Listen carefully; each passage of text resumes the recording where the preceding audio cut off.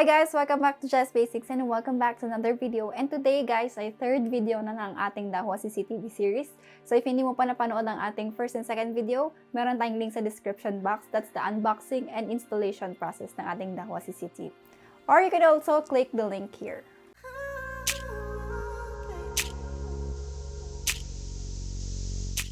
Alright, so for today's video guys, ipapakita ko naman sa inyo kung paano natin maiko-connect ang ating Dahua CCTV sa ating internet para meron tayong remote viewing. So para kahit saan ay makikita natin or ma-view natin yung ating CCTV. Okay, so ang mga kailangan mo to connect your Dahua CCTV sa internet ay first, internet router. So buti na lang meron akong extra from Tenda, ito ang Tenda RX3. So ginamit ko lang yung feature nito na Wi-Fi repeater para kukuha siya ng internet sa main router ko and yun ang iba-broadcast niya via Wi-Fi. So no wires needed. Kasi itong router, ilalagay ko lang siya sa tabi ng CCTV para mas malapit.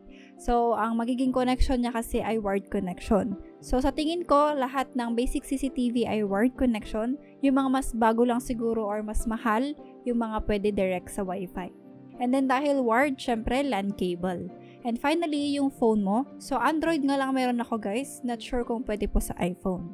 Okay, so ang gagawin lang natin ay ipwesto yung router sa malapit. Then yung LAN cable, i-connect papuntang LAN port ng DVR. After nyan, mag-auto-connect na yung DVR sa internet. So may kailangan lang kayong tandaan na part sa initial setup ng DVR. Ito yung admin password niya. So make sure na isulat nyo o na-take note nyo sa initial setup. So, by the way guys, makikita nyo yan sa unboxing video ko. If hindi nyo pa napanood, you can check the link sa description box. You can watch that for later also. Now, para ma-check mo na connected na yung DVR sa internet, punta ka lang sa main menu ng DVR. Dito sa baba, i-click ang network at pumunta sa P2P tab. Ito sa part na to, makikita kung online or offline ang DVR. Then dito sa baba naman, yung QR codes na kailangan natin. Una, yung installation link ng app na gagamitin. So, scan mo lang ito and install natin ang DMSS app. Ito yung app ng Dahua para sa remote viewing and madami ka ding pwedeng gawin dito na settings. After installation, kailangan mo lang mag-sign up sa kanila. So, email lang gagamitin, then gagawa ka ng password mo. Make sure na i-note ito para kung makalimutan man, madali lang. Then, agree lang tayo sa user agreement, then i-click ang Get Verification Code. Ipapadala ito sa email na pre-provide mo. After ma-enter ang code, malalagin ka na, then tatanungin ka lang ng username na gagamitin mo sa account. Okay, so ito na yung app and dito pagka-click sa live icon, mapupunta ka sa cameras mo. So ngayon wala pa kasi hindi mo pa naman na-add yung DVR mo. Okay, so sa pag-add naman ng DVR, i-click lang ang plus icon. Then approve lang natin na gamitin niya yung camera para pang-scan ng QR code. And then, punta tayo sa DVR para i-scan yung device serial number. So, pwede mo din naman ito i-type pero mas mabilis pag i-scan na lang. Pagka-scan niya, i-click lang ng next. Then, i-select dito kung anong klase siyang device. So, pipiliin mo dyan ay DVR or XVR. Then, next, ito na yung para kung saan mo i-enter yung username at password ng DVR mo. Ito yung sa initial setup ng DVR.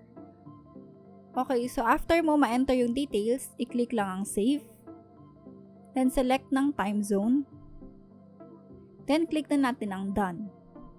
Okay, so after nyan, dapat magpapakita na ang live feed ng mga cameras mo dito. Okay, so that's it kung paano natin makikita ang ating live feed ng ating CCTV sa ating mga cellphone. So, meron din way kung paano natin siya makikita sa ating mga computer or laptop, pero that would be another video na. So, make sure to subscribe and follow me for more related videos as well. So, napaka-convenient talaga ng makikita natin remotely ang ating CCTV, guys. Of course, kahit saan, as long as meron kang internet or data, makikita natin yung mga live feed ng mga CCTV natin. Napaka-convenient dahil kahit nasaan ka, makikita mo yung mga negosyo or kung may binabantayan man kayong properties, basta meron kang data or internet connection. And that's it for today's video, guys. Thank you so much for watching. Again, my name is Jess. Don't forget to like this video, subscribe to the channel, share if you need to, and see you on my next video, guys.